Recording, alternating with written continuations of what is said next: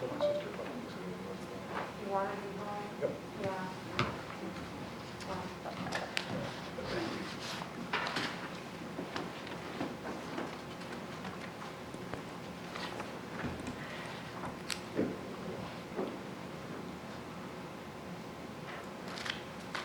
All right, so we'll call the inaugural Nonpartisan Independent Council Fair Districting Commission to order.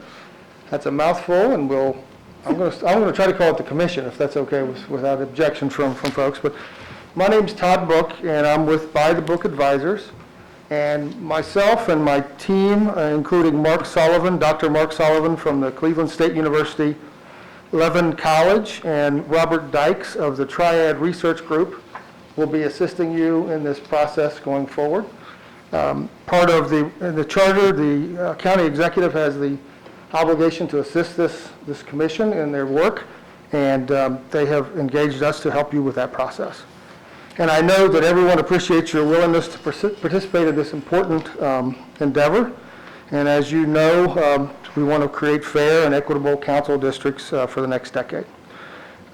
We will have one presentation this evening by the prosecutor's office explaining the apportionment process and your role in that process, and things of that nature. But before we want to do that, we want to take care of some organizational issues. Don't expect this meeting to last too awful long. And the first order of business is we need to swear you all in to make you officially members of this commission. So I'm going to ask Ray Hartzall from the prosecutor's office to come up and swear you all in as commissioners of this commission. All right, I'd ask you to stand and raise your right hand. All right, repeat after me. I state your name. I, Teresa Carter, Do solemnly swear to support the Constitution of the United States do solemnly swear to support the Constitution of the United States and the Constitution of the State of Ohio of the State of Ohio and the Charter of Summit County, and the Charter of Summit County, and to faithfully discharge and perform all duties and faithfully discharge and perform all duties incumbent upon me as a member incumbent on me as a member of the Nonpartisan Independent Council Fair Districting Commission as a member of the Nonpartisan Independent Council Fair Redistricting Commission, accordingly to the best of my ability accordingly to the best of my ability and my understanding, and my understanding, and this I do as I shall answer unto God. and this I shall do as I answer unto God. All right, thank you. Congratulations. And thank you all once again for doing this important work for the county. Next order of business then is, we know we're all here, but we'll do an official roll call to put that into the record, and I'll call you off. Commissioner Callahan? Here. Commissioner Carter? Here. Commissioner Buckholzer? Here. Commissioner Smith? Here. And Commissioner Sugarman? Here. All right. Next is we have to have some leaders of this group, and the first person to be established would be the chair of the commission. And at this point, I'd ask for nominations for someone to be chair of the commission. Is there any nominations?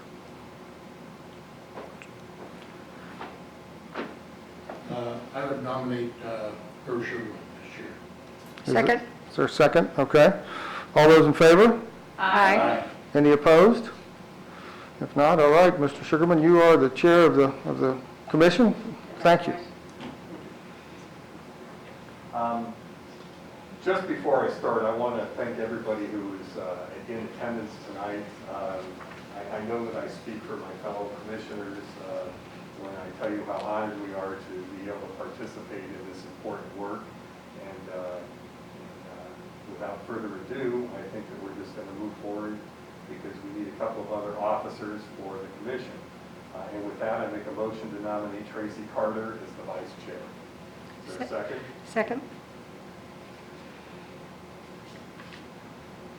Can I second my own nomination? No, we got second. I second it. Okay, now second. No, we already have a second. All right, it's late. Don't worry, we got it all. We do need to call vote, Chairman. Roll call vote, Mr. Callahan, Aye. Ms. Buckholzer. Aye.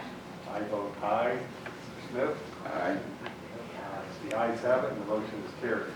Thank you for the opportunity, sir. We also need a nomination for secretary. Do we have a nomination for secretary? I'd like to nominate Commissioner Callahan for secretary. Is the second? Second. I'm going to take a roll call for that. Ms. Buckholzer, Yes? Ms. Carter, Yes. Mr. Smith, Yes. and I vote aye. Mr. Callahan, congratulations on being the secretary. I don't get a vote? You have to abstain. And I've I waited, vote no. Mr. Callahan, I've waited 40 years for you to be my secretary. I'm very happy about that. So, Can't wait. that'd be great. We have a little bit of business tonight, but before that, do any of the commission members have any comments about the commission? Hearing none, I'd like to call on Ray Hartsaw again from the Summit County Prosecutor's Office to provide an overview of the apportionment process of the Summit County Charter and what it is that we're supposed to be doing over the next several weeks. Mr. Hartsaw? All right, so as you all know, you are members of the commission now after the county council has put you into these positions and after you accepted. So the job of the commission is to look at the different districts and reapportion them as necessary. The guidelines and the principles that are required for this the requirements are listed in section 3.01.4C of the county charter. I'm not going to read all of them off to you, but it's the fair redistricting under the charter. That's also on page 3 of the prosecutor's opinion that we did provide to you as well. The process at this point is you will meet and you will prepare and certify to the Summit County Board of Elections a detailed apportionment to the county or council districts within 120 days following your appointments. 120 days following the appointments is going to put you at a deadline of December 28th. And December 28th or before, you will need to certify to the Board of Elections the maps so that they can then have them on file. As far as any sort of assistance that you'll receive logistical and administrative support from the executive's office. You can call upon the prosecutor's office to provide any and all legal support for any of the matters as well. Beyond that, you guys pretty much, this is your show. You need to follow the different processes that are in the charter, like I said. But besides that, there is very little in the way of guidelines, and as this is the first redistricting done under this charter section, you guys will be in charge of making sure that it is a process that is fair and open. You are subject to the Ohio Sunshine Laws. That does mean that all of your meetings will need to be held in public meetings. That also means that you cannot hold meetings related to this with 3 or more members at any time to discuss these matters, because that would be a violation of the Sunshine Laws. So even if you see each other out in public, you can't discuss this matter if there are 3 or more present. Other than that, are there any questions about the role that the commission is going to play? All right, seeing none, good luck. Appreciate your efforts and providing us with your legal opinion. So there isn't much business to conduct other than what we've already done tonight. Before we wrap up, I'd like to go over some suggestions for our next meeting. What I'd like to do is to schedule a meeting next Tuesday, September 21st at 6 o'clock p.m.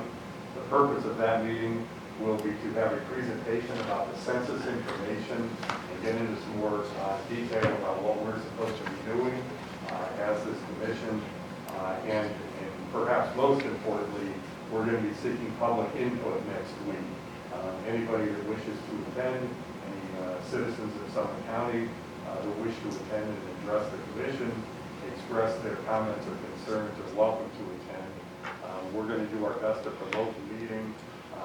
As Ray indicated, this is a public and open meeting, and anyone is invited to attend. From there, we're going to announce further meetings. It's just for your calendar's sake, we'd like at least to reserve the next 3 Tuesday nights at 6 p.m. For this. Obviously, if there's any issues with any of you attending, we can be flexible in terms of scheduling meetings. We do have some time, 120 days to complete our work, so we're not under any time restraints, but if we can conduct our business as soon as possible, then that's what I think we're going to intend to do and not drag out the process. Does that sound good to everybody? Yes. All right. If you do have any issues relating to scheduling, please let me know or let Todd know, and we'll do our best to try to accommodate your schedules.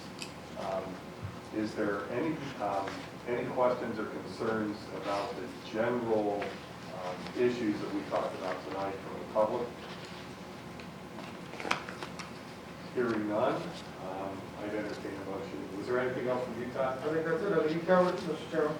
Okay. Mr. Chairman, I just wanted to try and get a feel for what we're looking at next week and the following weeks in terms of, I mean, not only for my schedule and everybody else's schedule, but for the public. You know, if the public says we're on a 6 o'clock meeting and they show up at 6:30 expecting to come in at the end of the meeting and we're done and gone, you know, do we have some concept of the time we're going to spend actually in the meetings in the next few weeks? Well, I know, Mr. Chairman, I know the presentation from the data folks will take 15 to 20 minutes at least to go over that, and I'm sure you all have questions for them, so probably count on a half hour, I would guess. And then after that, it'll depend really on the public and the public's desire to make statements or to put forward comments. I think the thought is let's get all the comments and the information before you guys even think about trying to draw a map.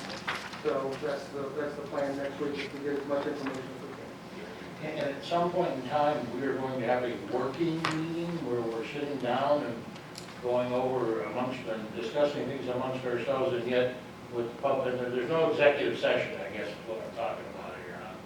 You said no executive session. No executive session. No, I don't anticipate that any of our proceedings will go into executive session. And maybe you could just delve a little bit deeper into what the presentation is going to be next week and what we're actually looking at, hearing. Yeah. And as a result of that, where we're going, that's a great question, Mr. Callahan. I think we'll dive a little deeper into it. Yeah, I think what you're going to hear mostly is just the census makeup of the county and how things have changed. And there are certain districts now that are actually out of balance when it comes to one person, one vote standards. So there is work for this commission to do, simply based upon the fact that there has been these population changes in the county. So they're going to hear that. You're going to hear what districts in particular are subject to those issues. And you're going to learn that once you move one line in one district, that means everything else has to move a little bit as well to adjust. So it's going to become a question of how much do we want to move to make sure that we're in compliance with the one-person vote standards and the fact that we have had a population, some movement here in the county. Thank you. So let me ask another question, and maybe push on the spot a little bit, Mr. Hartzell. Our work is going to be completed in 2021, and the districts will be established as a result of what our work's going to be. When is the first election where these districts will actually come into play in terms of the voting? Yeah, so that'll be the next election that all of the council members who are currently representing districts, and believe that is 2024, yes. So at that point, it'll take place in 2024.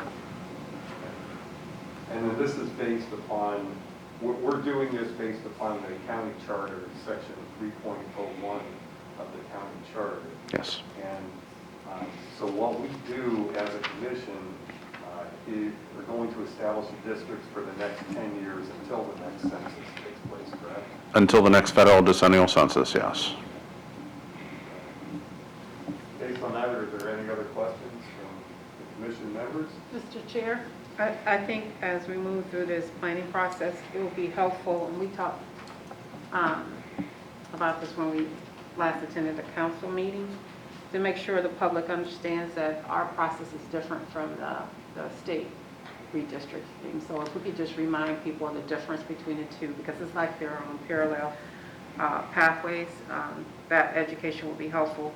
And then too, when I'm looking at the terms in the prosecutor's opinion, to make sure everyone's on the same page of what a township is, municipality, city, ward, precinct, political subdivisions, because those are key definitions that we have to consider when we're going through this planning process. So just some educational, foundational stuff that I think we need to consider. Very good point. That's great. And I think we'll get into that a little more Yep. next week when we get the presentation. I'll make sure that the data folks go Thank through you. those very terms. Thank you for bringing that I up. think that's a great point. Very good point. I appreciate that. Anything else for the good of the order this evening? If not, I would entertain a motion to adjourn. So move. Second. All those in favor say aye. Aye. We're adjourned until next Thank you, week Mr. Chairman. at 6 o'clock. Thank you, Vice Chairman. Thank you for your service, everybody.